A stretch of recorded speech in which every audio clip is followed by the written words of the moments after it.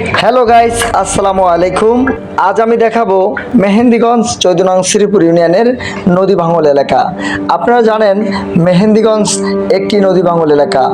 আর এই শ্রীপুরটি নিয়ে আজকে আমি কথা বলছি।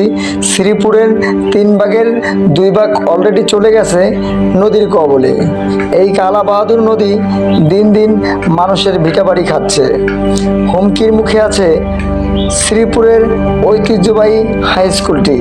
ইতিমধ্যে ধর্মীয় প্রতিষ্ঠান সরিয়ে নিয়েছে অন্য কোথাও।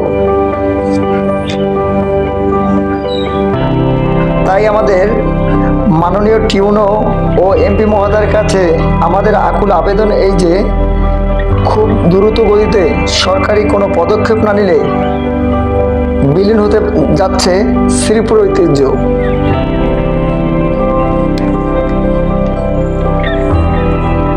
আপনারা জানেন ইতিমধ্যেই সুপার মার্কেট, মেইন শ্রীপুর বাজার, আরও ইত্যাদি অনেক যেটি আমাদের ইতিহাসের পাতায় লেখা ছিল, আনোয়ার হুজুরের মাদ্রাসা, এটি কিন্তু সবই নদীর কবলে চলে গেছে। এই কালাবাদুর নদী দিন দিন শ্রীপুরকে গিলে খাচ্ছে। তাই বস্তা না দিয়ে আরসিসি ব্লক চাই, নদী ভাঙল মুক্তি চাই। মোহাম্মদ হাসান, শ্রীপুর।